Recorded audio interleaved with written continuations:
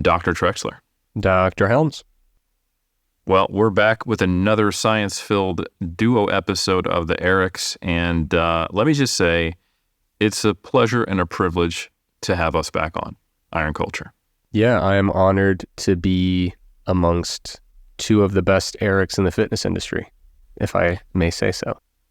You may say so. Now, unfortunately, I don't know. I mean, actually, I do know, because I do listen passive-aggressively to the episodes that I'm not on to hear what you guys say about me and, count points and make lists and plot and scheme, only to be nice to your faces when we're on. But I know that Omar has been reading some of the reviews to you and I separately, where there's a consistent theme where they're saying that, hey, I like one of the Erics and not the other. And I hate that you have to hear those. I hate that you have to hear those. Yeah. So I think it's rough on whichever one of us they're referring to, which I think we both know. I think who it is. Yeah. We do. I know who it is. Well, I know that I know. And I know that you know, which is why you're sorry I have to hear them, because you feel bad about what you do to the ratings in the show, my show. I know that you know that I know that that's a defense mechanism, which I know. And what I'll say is that what if this is just another attempt by the other host to drive a wedge between us, and those are all his alt accounts? Oh, yeah, it could be a burner thing where he's just, yeah, that's possible. So, they are written in the same handwriting. Yeah, so I think it's just something worth considering. We don't have to really think too hard about it, because I think that would inevitably lead to a conclusion that neither of us wants to get to. Yeah. So with that, I think we just embrace the fact that we've got some good stuff to talk about today. We sure do. We do. And that is that, hey, hardgainers, that's been a thing in the bodybuilding industry for the longest time. I think there was even a Hardgainer magazine back in the day. Really? A whole magazine? Yeah. If you know what, I'm going to, make some airspace go away just by talking as I Google this, but I'm almost positive that there was actually a Hardgainer magazine. It might have been Stuart McRoberts. I'm not 100% sure. The author of Brawn. But yeah, no, there was a legitimate Hardgainer magazine, hardgainer.com, actually. Wow. So this has been something, people have talked about for a long time, is like, damn it, what do I need to do because it's hard for me to gain? And I think you hear stuff in the nutrition space, you hear stuff in the training space. Yep, I got it right here. It's Stuart McRoberts Hardgainer. So literally, it's got books all about it, how to basically make progress when it just seems it's not working for you. Stuart McRoberts' whole thing, because I remember reading some of it back in the day, is like, hey, you're a drug-free guy with normal genetics. That's a Hardgainer. To me, it sounds like just most people who lift weights. But I think if there's anything today that probably reinforces this, it's the social media boom, where it normalizes these incredible physiques and the mere fact that there is the whole kind of like natty or not, fascination that people have. I think a lot of it has to do with the fact that many people think they're a Hardgainer or think they're not responding the way they quote unquote should based upon what is promoted. And that's not a new phenomenon by any means whatsoever. If you go historically all the way back to getting, sand kicked in your face, and the way, Charles Atlas would say, hey, I can fix that for you. If you just follow my ways, I can turn you from, scrawny to Superman. And then you can be the one kicking sand, which is exactly what we want out of society. We want a bunch of people who are bullied to lift weights so that they can bully everyone else. That's the goal, right? As far as I understand it from that. Someone will get bullied. It preferably not be you. This is pretty much what it's all founded on. Yeah, it's a zero-sum game of bullying. Someone's got to get it. Yeah. So anyway, Stuart McRobert, the Hardgainer stuff, that was more, I think, in the 90s and maybe even into the 2000s. But I did read his book, Brawn or Brawn 2.0, I can't remember. But the general thrust is really focusing on, I think in, progressive overload, lifting heavy, and I've also heard other takes, like you need to do more You have to do more volume. So from the time that I've been consuming bodybuilding content and to my knowledge historically, the arguments for what one should be doing if they are a hard gainer spans the whole spectrum from basically HIIT to high volume training.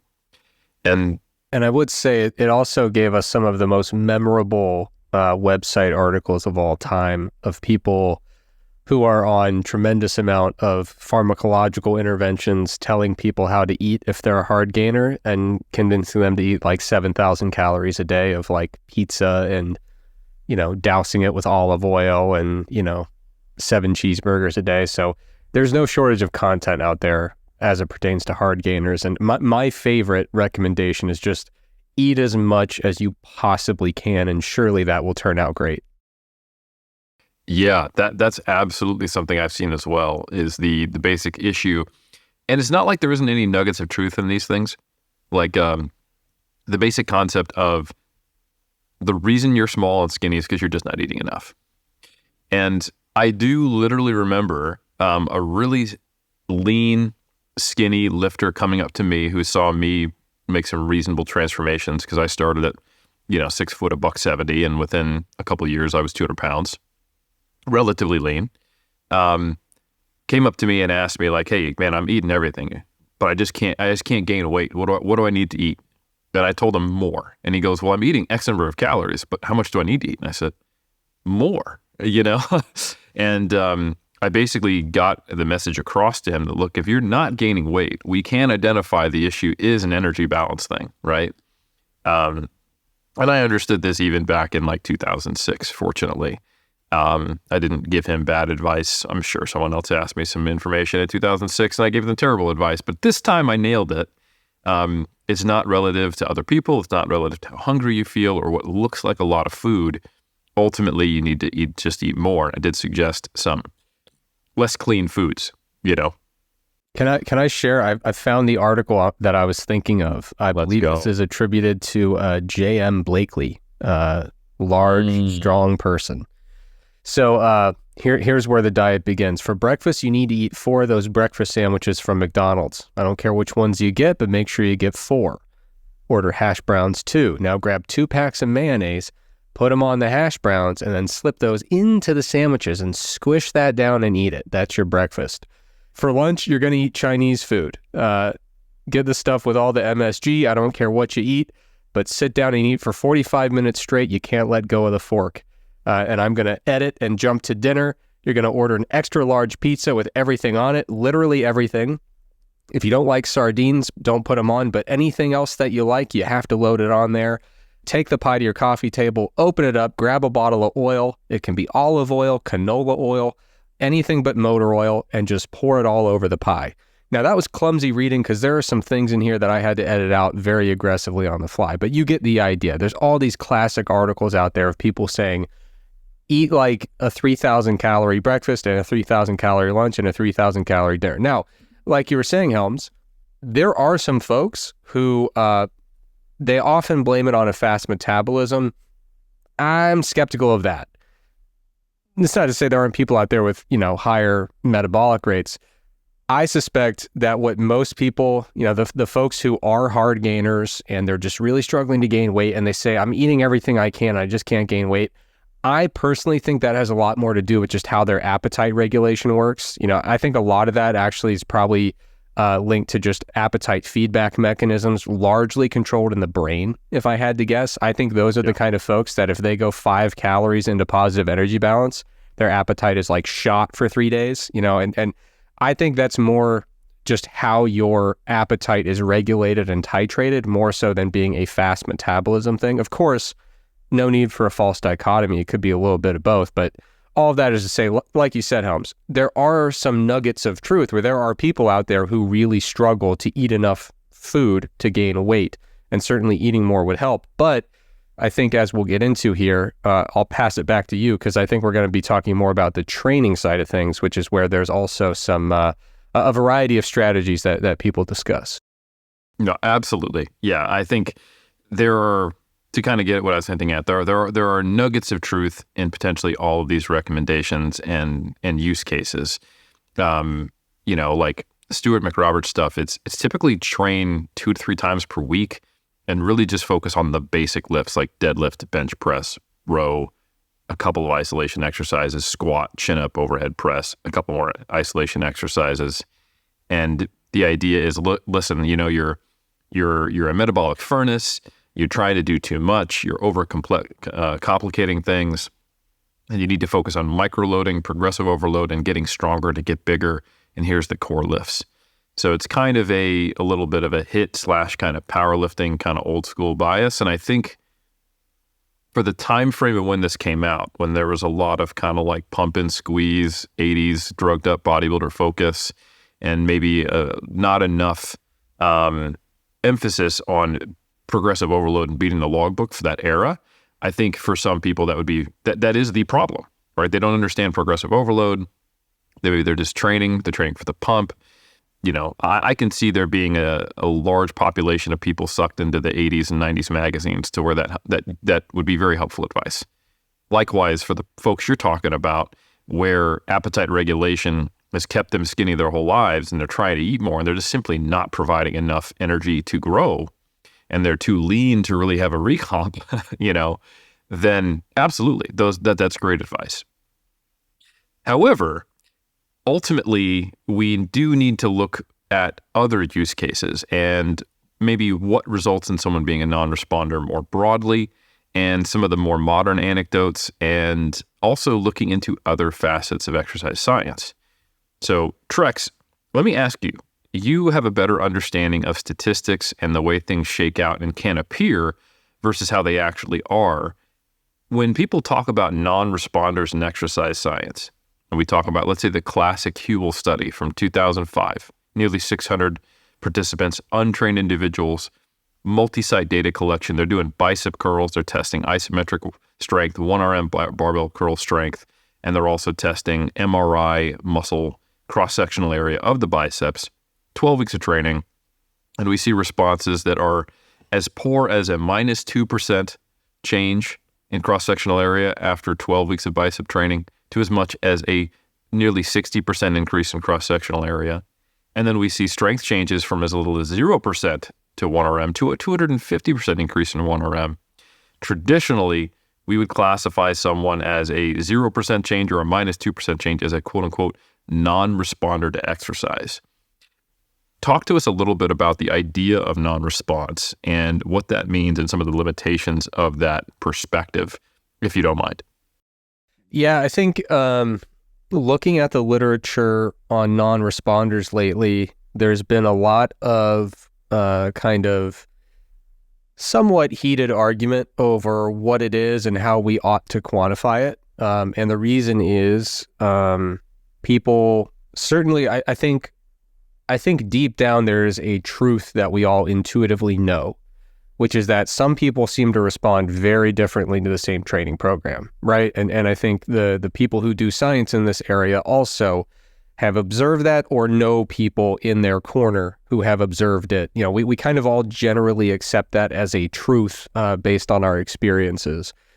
So, but then the question is, well, how do we start to incorporate that into the scientific research? And with any new thing, you don't start with a playbook. Someone just kind of floats it into the literature and says, here's how we're going to do it to start with, and here's the way I think it ought to be done. And then people start to argue about the best way to do it from there. So, people have defined it different ways. People have quantified it different ways in the research. Some people take a very literal approach where they say a non-responder is someone who has a response of plus 0% or less, right? And so that's a pretty straightforward way to do it. But the challenge there, if you're just going to say anyone who's, whatever your measure for hypertrophy is, if it's plus 0% or less, if we're going to call that a non-responder, one of the challenges there is that it makes... There's kind of an assumption built into that you don't really notice until you think about it, but that's basically assuming that we have perfect measurement of hypertrophy, right? And if we had perfect measurement of hypertrophy, I think that actually would be a very fine way to define a non-responder. That is a very literal thing when you have perfect measurement, but you never have perfect measurement. So nowadays, a lot of folks seem to be gravitating toward creating kind of like a buffer zone around zero response. And it's usually some multiple of the typical error of the measurement that's being taken, which is, I think, a more statistically defensible and more robust way to kind of quantify non-responsiveness, is to kind of look at it as, building in this range that makes some effort, some step to account for things like measurement error. And so nowadays, there's still some bickering about the proper way to do it, the exact best way to do it. But I do think that researchers are gravitating toward something resembling a consensus, or at least close to it. Now, of course, there's going to be folks who think we can do far better, and they're probably right. But I think for now, it seems like there's a few independent groups of researchers who really are gravitating toward this approach that utilizes the typical error of the measurement in terms of kind of creating this range of non-responders. But I've seen other approaches where people just do a cluster analysis, and they say, well, we got people clustered around this magnitude of change and this other magnitude of change. And that's, I think, really interesting, and maybe gets at something that's not quite the same as a non-responder, but does at least point us toward divergent responses, right? Where we'd say, okay, well, yeah, I mean, Helms, if we're going back to kind of the anecdotal basis of non-responders, it's not really so much that people say, I know a lot of people who express zero response to training. It's that I know people that have incredible responses to training, and I know a lot of people who have pretty underwhelming, but still non-zero responses to training, right? So you could really, depending on your research question, justify going a few different ways in terms of whether you're looking at kind of a clustering of individuals with better or worse responses. But whatever way you take, ideally, you'd like to have some good faith effort to account for the big unknown, which is measurement error.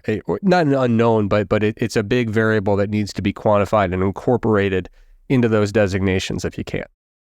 No, that's perfectly well said, and some great background that'll make some of the studies we're going to talk about make a lot of sense. I think another related topic that we need to discuss is historically, sports science, exercise science, like we've talked about, have come from health science, medical science, and the statistical models, designs, and entire methodology that underpins the majority of quantitative research in this area has the implicit or explicit goal of providing group level or population level recommendations that stem from inferences that are made about what is the typical response: mean, standard deviation, 95% confidence intervals, odds ratios, you name it. All that's based upon group response. And we're moving into an era, especially in sports science, I should say, which I do think is distinct from exercise science. I think it's distinct from nutrition science, where we're actually asking questions that should inform sports performance. We're moving into an era where we're starting to need new tools to figure out how can science inform what coaches do. And coaches don't provide group level responses or think about that very often, unless maybe they're a very large high school, like strength and conditioning coach working with first-time 15-year-old athletes in a broad, S&C program for football. We just need a pretty good program for everybody, right? Yeah. Because we probably don't need, which I'll talk about, super hyper-individualized programs for the average person who's getting into a training protocol. But the reason why we need to move beyond that is because in sports science and in exercise science, now that we are starting to have some pretty big ideas on broad general mean responses, we have meta-analyses on volume, frequency, intensity, protein intake, energy balance. We can write, I can write a book, right? That says, here's probably where you want to start. But then the whole rest of the book is, and if that doesn't work for you, or when that stops working for you, here's what you do. And that's the challenging part. And that's where we end up leaning more on anecdotes. And that's why there's generally a disconnect, going back to all the discussions we've had about, hey, exercise science is useless, this isn't helpful. Bridging that gap between what do you do on a Tuesday and what does exercise science tell us has been a challenge. And we need different statistical models for that. and they're logistically challenging. So the next thing I want to talk about briefly is how we even discern individual response. Because you and I can both think of times where we ran a 12-week program and we didn't do well. Omar, who's not on right now, talked about how he ran this, really hardcore squat program, and his squat actually went nowhere, or it was his deadlift. I can't quite remember. And I've experienced that. I've even experienced regression doing certain things at certain times in my career. And if you were to take a snapshot of those 12 weeks for any of the three of us, we would be classified as a non-responder, even if you do it properly. Like, what's the typical error of measurement? Okay, you were a non-responder. But we are also obviously all not non-responders when you look at our overall gains. So what we really have to tease out here is, what is the individual response at this time in response to a protocol? And what is our individual typical variation that is, for all intents and purposes, it could be random variation as far as we know, because we don't know exactly why we did or didn't respond at that time. We might have hints, and teasing that out. So, for example, you and I happen to be on the committee of a one soon-to-be Dr. Zach Robinson, who is working with the good Dr. Mike Zerdos out at Florida Atlantic University. And his PhD dissertation was all around trying to uncover individual response. And he had to have not only a very long-term protocol, I believe it was a 6-month intervention. Which you're responsible for, by the way. That's your fault. It's mostly James Steele. Okay. Sure. Mostly James Steele. I don't have the statistical chops to have enforced this, but it did make sense, and I did talk about how long we need to actually observe things. So I'm partially responsible, I'll say, in that using a within subject design, so left leg versus right leg, or right arm versus left arm, so we can look at an individual doing two different protocols, and then doing a crossover, and then repeating the crossover. So it's a very onerous design, and that allows us to tease out the difference between what is just the random variation in your response to what is your response to a program, and if they are different. So individual response is a difficult thing to essentially determine. Like, the idea basically being that if Hubel and colleagues redid their whole protocol on the same people, would the same people have that same -2, 0, plus 59% or plus 250% response to cross-sectional area gains and one arm strength changes in response to bicep curls? And the answer is probably not. They're going to be in a different environment, different headset, and maybe they just needed to be on a different program, perhaps. Maybe they would respond to something else. So it is a complex answer, and knowing which variable to change is unclear, which is probably why there are these disparate answers, and they're all potentially right in different circumstances. Yeah. Anything you want to say on teasing out individual response there? Well, I just think, a lot of folks get really into lifting during their formative college years, when they're away at university. And I think one of the funny things about that is it probably skews a lot of perspectives about how an individual believes they respond to a particular program or type of program. Because like you said, we don't always have the exact same response to whatever our training stimulus is. Like, we change as people over time, especially when our environment changes. And what's really funny about, or kind of coincidental, I guess, about the college or university academic calendar is, you could be on quarters, trimesters, semesters, whatever. But, you're talking about a chunk of 10 to 15 weeks where you have a certain class schedule, which impacts your sleep habits, which impacts your stress levels and things like that. Probably impacts when, and by extension, how you're eating. And then it changes after 10 or 15 weeks. And then it changes again. And you have these 3 or 4 annual cycles where all these different habits that are kind of indirectly potentially impacting how we respond to a program, they are changing on a time course that roughly is going to correspond probably with when you're changing programs anyway. So it makes it way harder to actually tell, is the response I'm seeing necessarily because I'm responding well or poorly to this type of programming, or is it possible that maybe last semester I was sleeping like crap and really stressed out because it turns out biochemistry is pretty hard, you know? Yep. Well said. Yeah. So there's a lot of reasons, I think, is the summary here of why someone might not get a response to exercise. But as long as there's been exercise studies, people have observed non-response. And the research on non-response has been, like you said, there's been debate around it because all of these issues. And it's landed, you know, the methodology changes and the methods papers have landed on some ways of doing this. And I want to talk about the first foray into kind of challenging the concept of non-response that I'm aware of, or more successful one, actually occurred in cardiovascular training.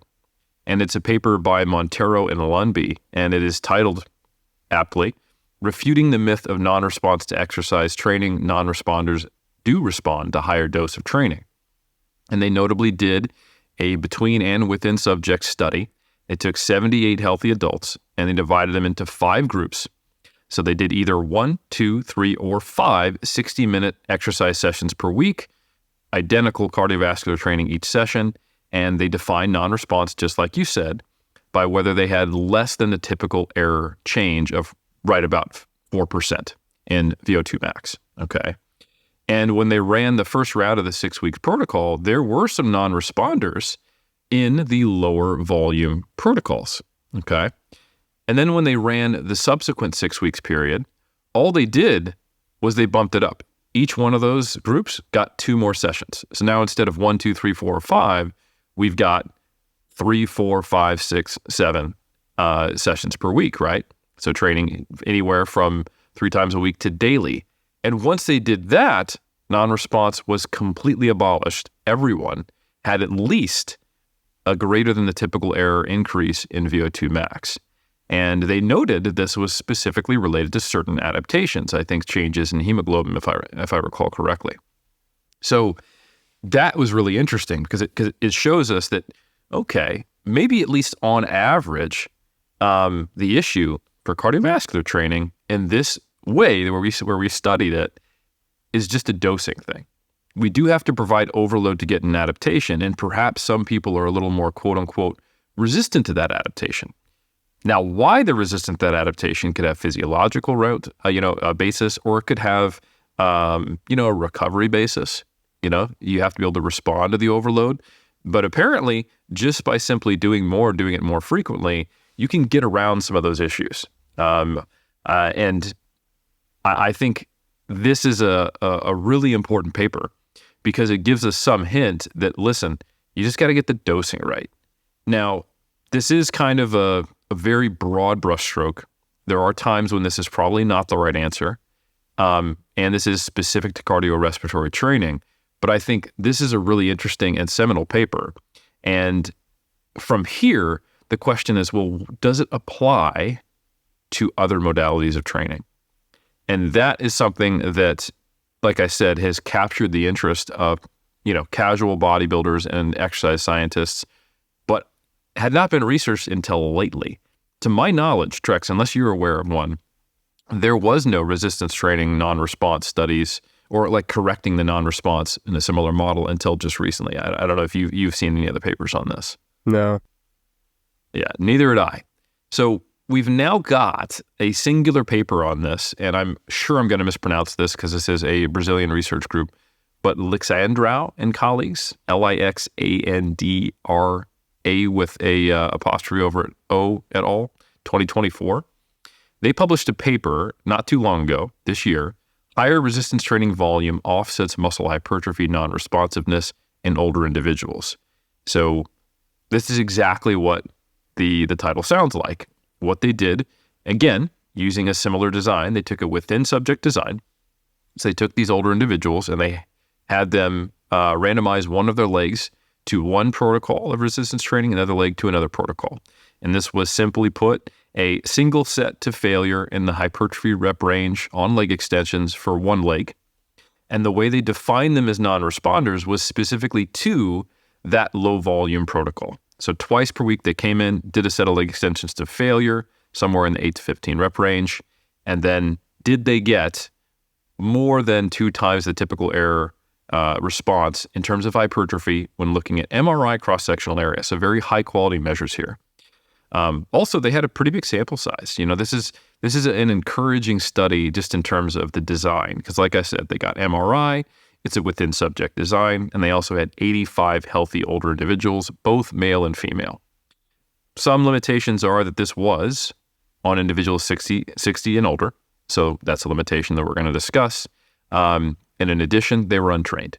So this isn't assessing how do you plateau, dear listener, because, obviously, these aren't plateaus. This is not starting at all, right? And the question that the typical iron culture listener has, or that you and I will have, is, well, when I try to make progress and I don't, after I've made my initial gains, how do I move the needle forward? And the answer may be different. Addressing plateaus or addressing initial non-response as an untrained individual may be very different questions. But if you're someone who's just kind of always had lackluster gains and you've not tried maybe one of the potential pathways that we're going to discuss here as a way to respond better, I think you'll find this study very interesting. So anyway, initial classification as a responder or non-responder was based upon, did your leg that got assigned to the single set twice weekly, so 2 weekly sets to failure leg extensions, produce a negligible amount of hypertrophy, less than 2 times the typical error, which interestingly enough was about that 4% mark in this study as well. So if you were classified as a non-responder or not, your other leg was assigned to a high volume protocol, and that was 4 sets twice per week. So what we're comparing is the legs, one doing 4 sets to failure, one doing 2 sets to failure, and then we're looking at the differences between the people who responded to the low volume protocol and those who did not, and to see what would happen when they did more volume. Now, the really interesting thing is that the responders, which was about 60% of the individuals in the study, they had about a 5.5% increase in cross-sectional area in response to the low volume protocol. So they're doing pretty well. They didn't need a whole lot of work. 2 sets to failure, obviously they're untrained, and they're growing, 5.5% increase in cross-sectional area after this 10-week training period. Those are pretty solid gains, and this is a pretty big endorsement to say it doesn't take much to grow if you're a responder. Of course, by design, the non-responders did not see a significant increase in hypertrophy. But really interesting is that the mean change in the non-responders leg that did the 8 sets per week was also 5.5%. So it brought them up on par to the non-responders. And there's a great quote, which I think is cliche, but it's quite good. And, we were talking before we actually jumped on about college basketball. And it's a quote attributed to basketball coach Tim Notkey, and it was popularized most recently by NBA legend Kevin Durant. Hard work beats talent when talent doesn't work hard. And I really want that to be true as someone who didn't have Mr. Olympia kind of response to training initially and who's now trying to push to compete against people who often I perceive as having a little more natural talent in bodybuilding, because I'm willing to work. I put in a lot of intellectual work and a lot of physical work to try to compete on that level. And maybe, just maybe, I can have my, my rose-tinted glasses and my eternal optimist hat on. And with that hat and those glasses, I can go forth and maybe have some success. And I think it's quite interesting that the same outcome happened if you're just willing to do, 4 times as many sets in these responders versus non-responders. So that's pretty cool in my mind. But you're probably wondering, Trex, well, what about the responders who did 8 sets? How did it go for them?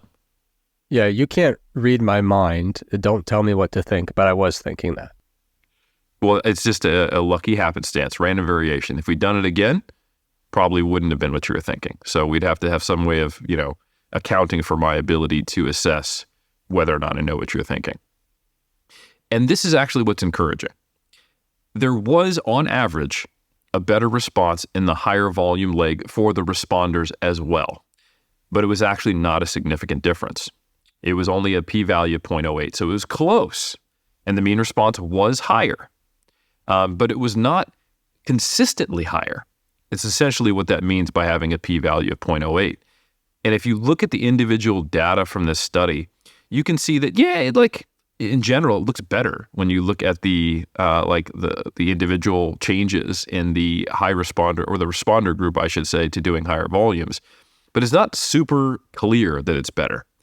And while they did do better than the non-responders, when you compare the high volume protocol to the high volume protocol, they didn't do better than themselves on a low volume protocol. So what you're getting is a disproportionately better response being a non-responder using higher volume than you are to being a responder using higher volume. And I found this really fascinating because it kind of backs up something that I've seen anecdotally and I've pieced together over the years of looking at who tends to do well with kind of the more high-intensity approach, the lower volume, high-intensity approach to resistance training. And maybe one of the reasons why they become such strong advocates for it as well. Like, you do see people who do better with higher volume, but they don't seem to have the same religiosity in the way they promote higher volume training. You know, I just haven't noticed that. But HIIT is almost a religion in some cases, or it has been at times. It could be because of the figures who led it. Very iconic people like Mike Menser, Dorian Yates, and the fact that they've always kind of been amateur philosophers as well, and they've done a little more than, hey, here's how you should train. So I don't know. There's a lot to unpack from there. We need to bring Connor Heffernan on to talk about the history of it.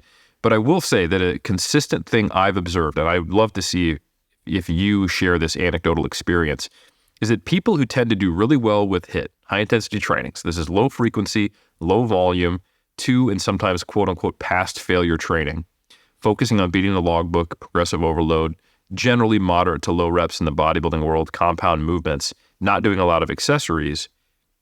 In my experience, they're hyper responders to resistance training, not only the stimulus, but also the fatigue.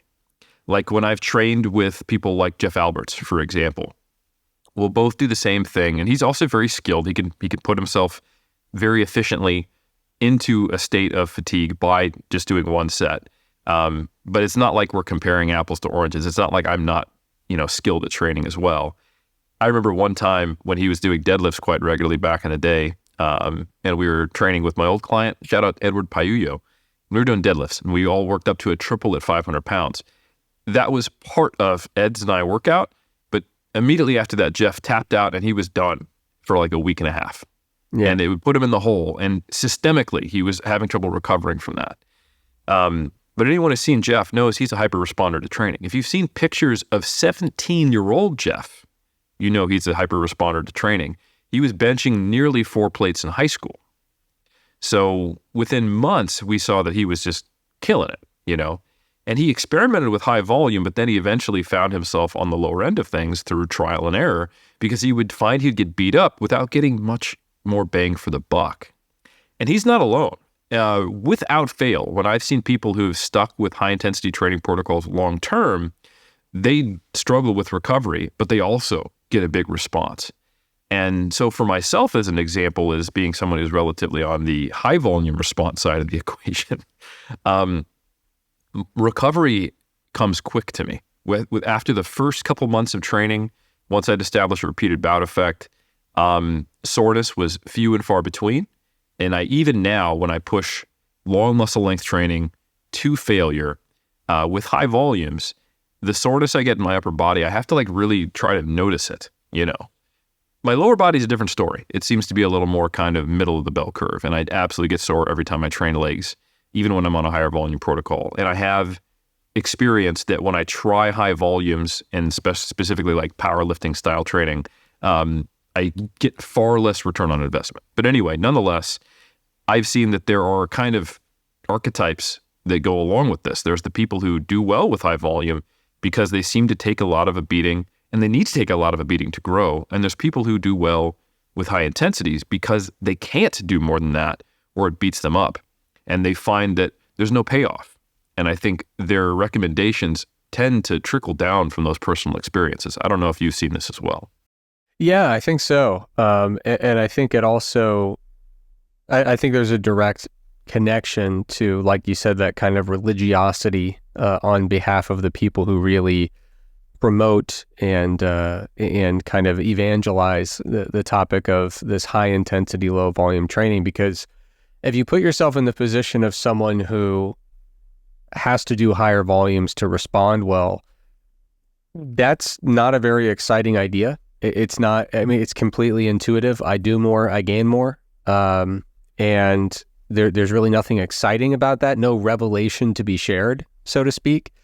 But for these folks who respond disproportionately well to low volumes and have a completely slightly above average response to higher volumes, I mean, for them, they're going to say, you're never going to believe this, but all that crap with all the extra volume is a waste of time.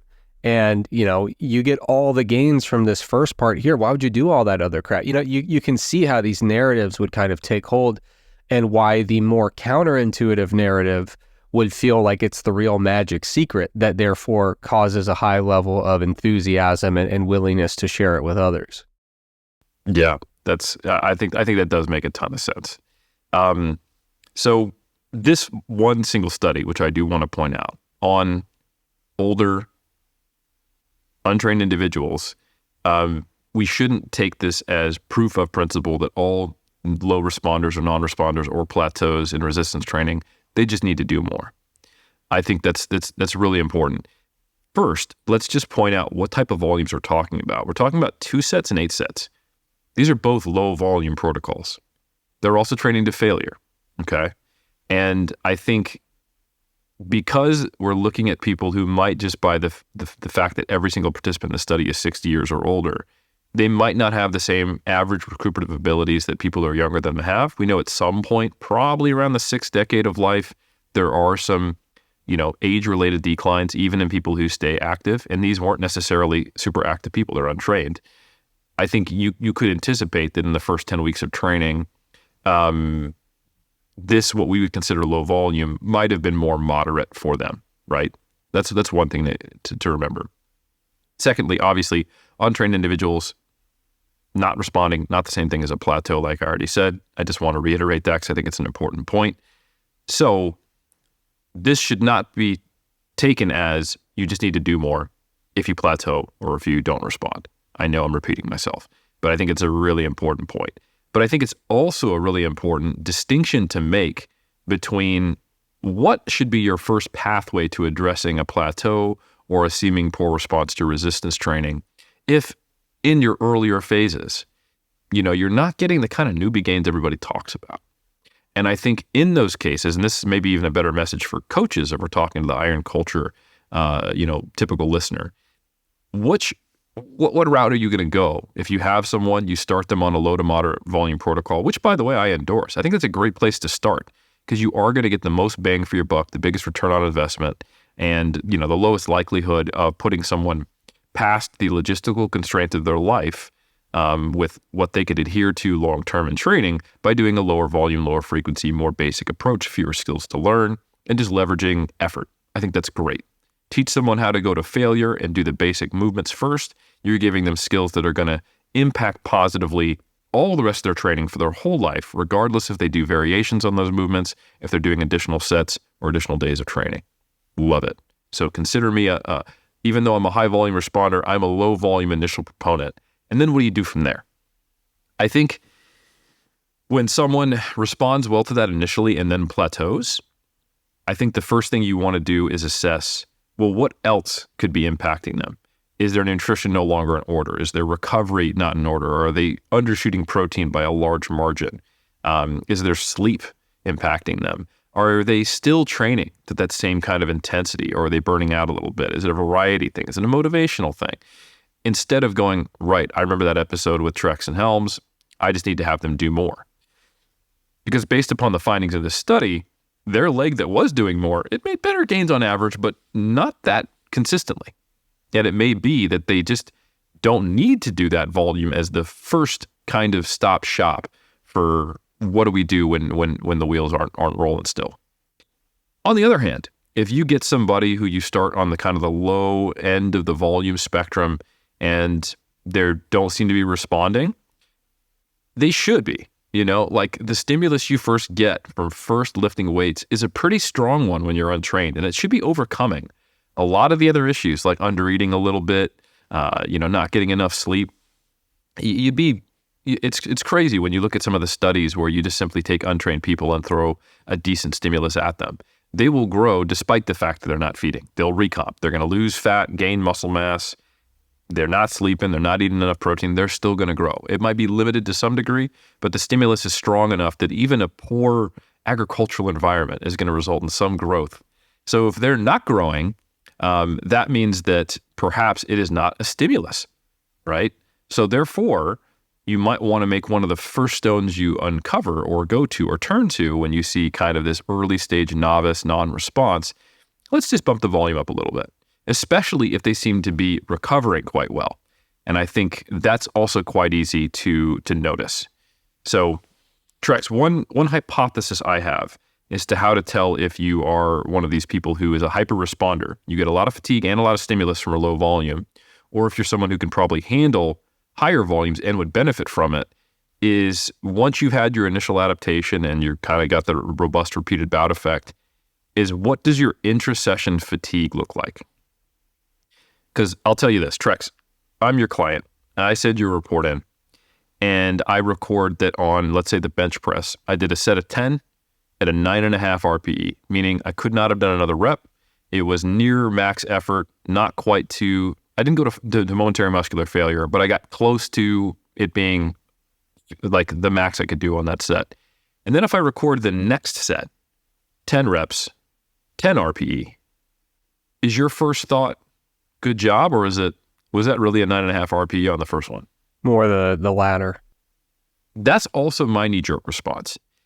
But here's the thing. There are absolutely some people, I've trained with them, I am one of them, where for certain exercises, muscle groups, or it's just a quality of them, especially if you hang out with a lot of endurance athletes, you can watch them push to failure or damn near close to it and rest sufficient amount of time, come back to it and do it again and have very little rep drop off. Little insight into my PhD research. One of the studies I did was on what's called RPE stops, or what Mike Tuchscherer, who we just had on, categorized as fatigue percentages. And the idea is you do a top set at a given load, you drop the load by a given percentage, and then you carry on.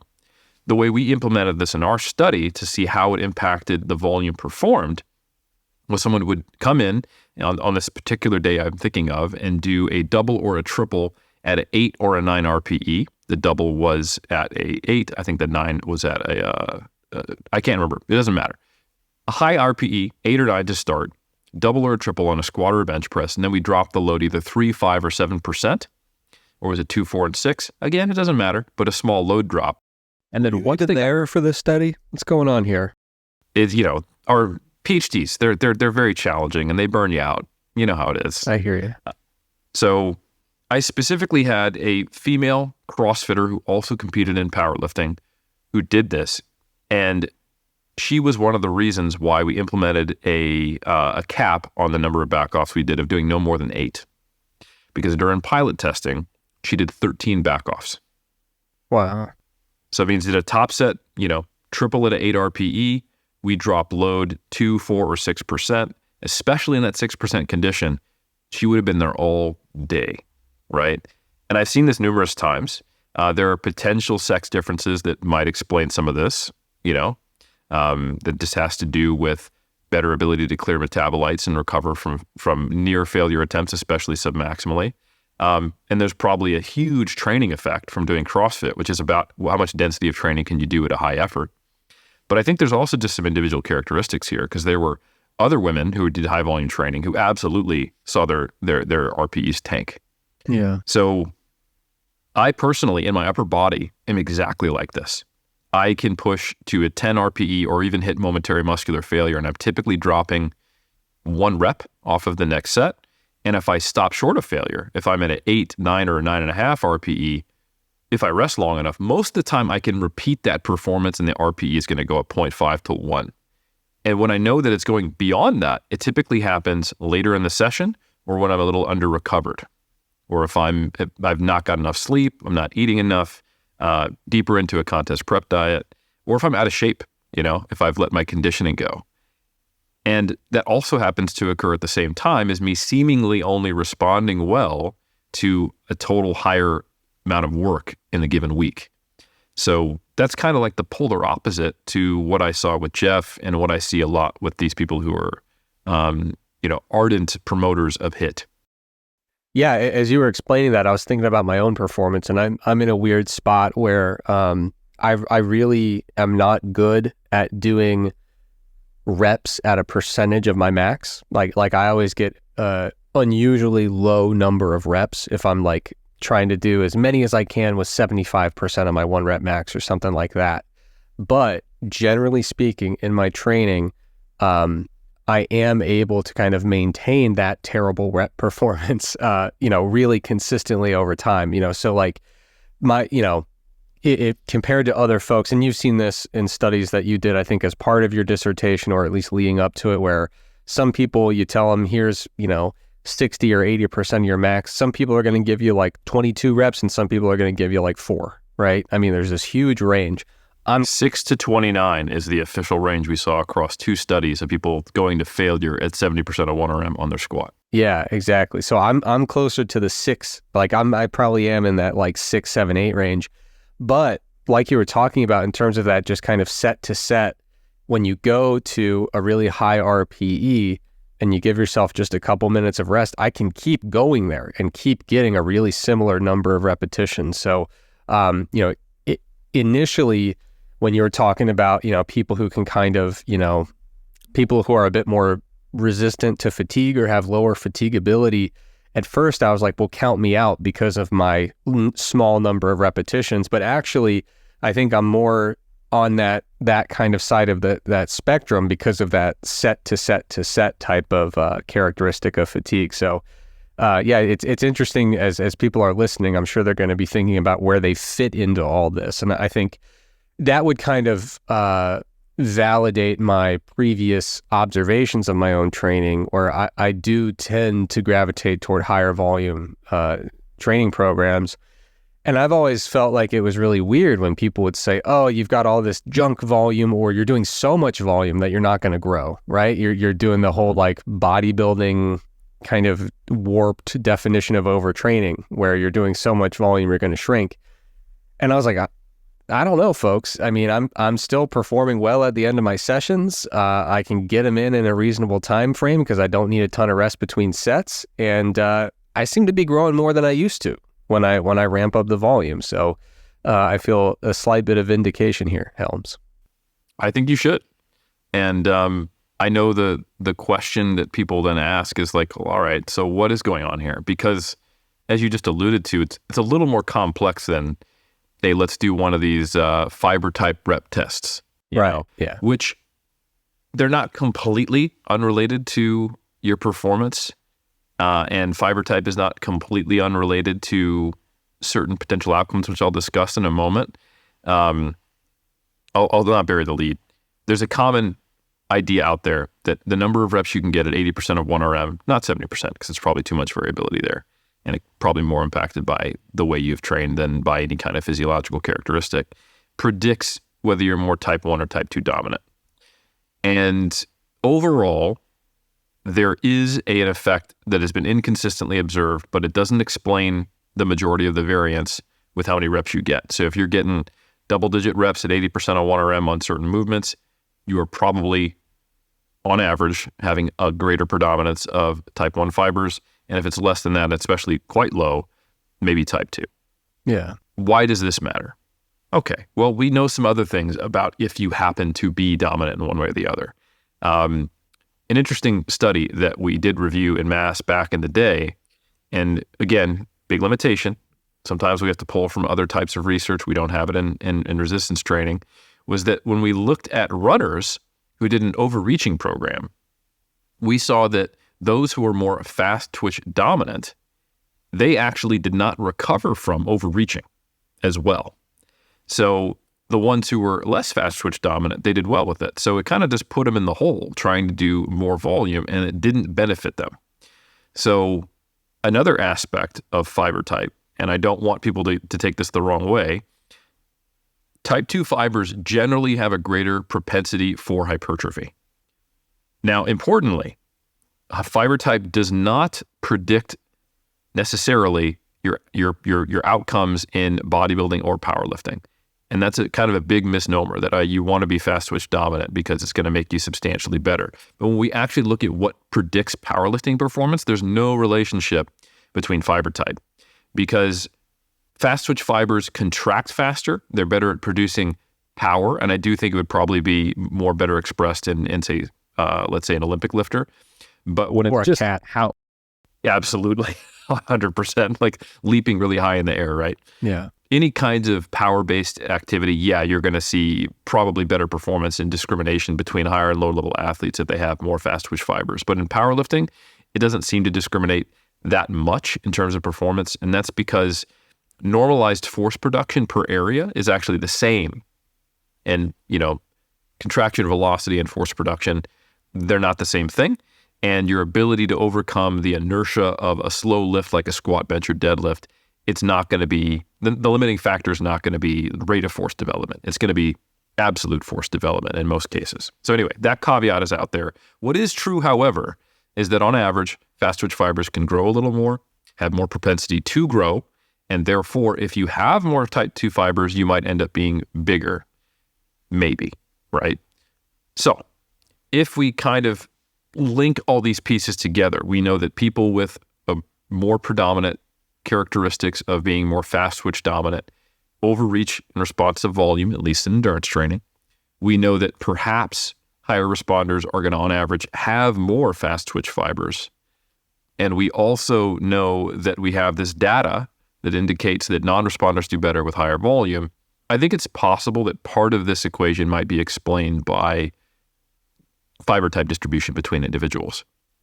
But I think not all of it. I think there's something different between, like, your experience. How quickly do you fatigue from set to set to set to set versus how quickly do you fatigue session to session? How long do you have DOMs? And what's the total amount of volume that you need to respond? So I think there's multiple interacting factors. And so it's difficult. I would say, just like you said, for the listeners who are going, okay, which box do I fit into? There's probably sub-boxes and subtypes of boxes. And you can probably think of people who can train higher frequency but lower volume, but they can't train higher frequency, high volume. Or they can train high frequency, high volume, but they have to limit exposure to failure, right? Or like you, they're not good at doing a lot of reps, but they can handle a lot of successive sets. And that could be more related to like buffering capacity, cardiorespiratory fitness, ability to maintain technical mastery at higher repetitions. Prior training, I think, is a huge portion of this, right? There was a study done on reps able to be performed at 80% and 90% in power-based athletes or endurance athletes, and huge differences at 80% and 90%. Not any differences at 70%, but we're talking like endurance athletes busting out double-digit reps in some cases, if you look at the standard deviations, at 90% of their leg press 1RM, which is crazy to me. And having trained with some endurance athletes, you could see some wild stuff. They don't get as fatigued by a set. Like their cardiorespiratory fitness is like, okay, yeah, I did a set of 15 squats to failure. Sure, I cycle to failure sometimes, right? It's not a big deal. I can do that again in 2 minutes. And while that would put most big experienced lifters in the hole, and they'd be like, yeah, I'm done. I'm If I try to go again, it'll be 1/3 of the load and I might throw up. Yeah. So those disparities, sure, there is some selection for who becomes a big, strong lifter or who becomes a badass cyclist. But I think at the same time, we have to acknowledge that the prior training you do, especially if you've done it hard continuously for a long time and adapted to it, is going to also have a major impact on these outcomes. Yeah, speaking of the squats to failure, have you ever seen that Tom Platz video, 500-pound squat for 23 reps? Absolutely, I have. That is a classic. If you want to just spend a minute and 47 seconds reveling in the beauty of the squat, folks, that is the best example of somebody grinding out some nasty reps on the squat, and I bet he was about ready to puke his guts out when it was over. I'll tell you this, though. He didn't look as fatigued as you'd expect. And well, he is Tom Platz. And exactly. So what is going on there? Yeah. He obviously has something, like he's clearly gifted as a bodybuilder, right? Legs that today would still rival any open division top tier Olympian, right? Even though he was competing in the 80s. And able to squat a huge top end, but able to do a surprisingly high number of reps at a given percentage of it. And he also trained to failure regularly. And I had the pleasure while we were in Arlington, Texas, at the home of Ronnie Coleman. We got to interview Brian Dobson, the owner of Metroflex there. And he learned his kind of, like, he cut his teeth watching Tom Platz, Brian Dobson. It's a man in his, in his late 50s. And when he first started training as a teenager, Brian Dobson, he met Tom Platz, who was in his early 20s at the time, and he took him under his wing and showed him a workout, and he got to see Tom Platz training a lot. Tom Platz would regularly train to failure on barbell back squats. And I do mean momentary muscular failure, getting pinned, regular basis. Some of that's just, up here for Tom, right? His insanity. But I think the ability to do that at all and recover from it and train regularly and do this high rep stuff and that classic video, it makes you wonder what's going on with the physiology. Because, what was he just a little early for track cycles? He should have been a track cyclist. Should have been a CrossFit competitor. I mean, obviously he did well as a bodybuilder, but it just makes you wonder. And it also illustrates that there is no singular test or category that you fit into. Like, I can get high reps on squats. Or, no, I'm really, really strong. I have a high top end. Like, well, what if you have both? That's clearly possible. It's the one thing we can't see. Yeah.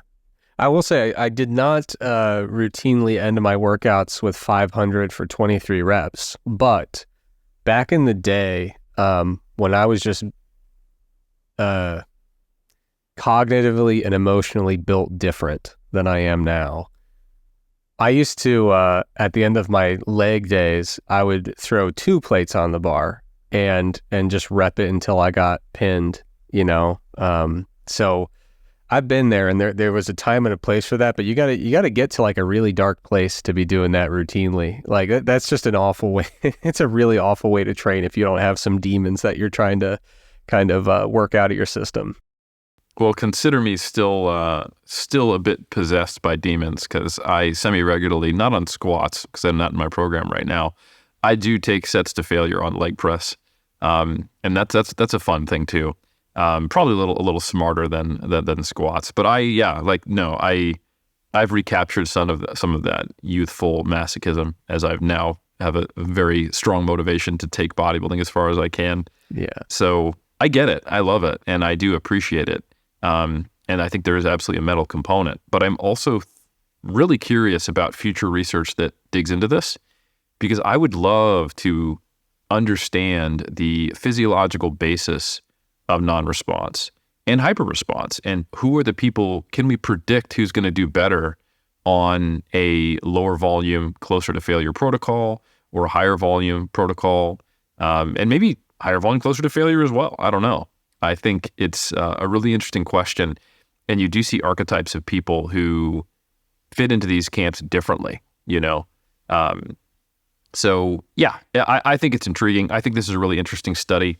I would encourage people to check it out, and I did review it recently in the Mass issue that just came out on the 1st of May, and we're recording this on the 2nd, so not too long ago. But yeah, it's hard to know, and I think there are probably some gems to be taken from here, but I think what I'd reiterate as far as the practical application would be, listen, if you're relatively early stage and you hit a plateau following a low volume protocol, and it's kind of like, wait, I thought I was supposed to get newbie gains, it may just not be enough. And I think that is maybe one of the initial rocks you should look to turn over. Not to say that if you're not eating enough or not eating enough protein or only sleeping 5 hours a night, or heavily stressed and, drinking to failure more often than training to failure, that those things all can be part of the reason why you're not progressing. But on the other hand, if you do get initial response and then you plateau and you're doing a low volume protocol, the answer might be different. and you probably want to look to those other things first. And I think that's the strict interpretation of what can we know from this population doing this volume of training who are untrained. But I think there are probably parallels that we can draw. And I think the next step is to try to figure out how do we characterize different types of responders and non-responders. Yeah. Obviously, certainly you won't share it while we're on the air. Have you gotten any sneak peeks at the dissertation data that we'll be seeing in about a month? Or is this going to be a total surprise for you? It won't be a total surprise. And I have not actually seen the data visualized, but I have been told that the data are not going to be as satisfying as we wish they were from Robinson's findings. Interesting. So it may be that there's no such thing as individual response.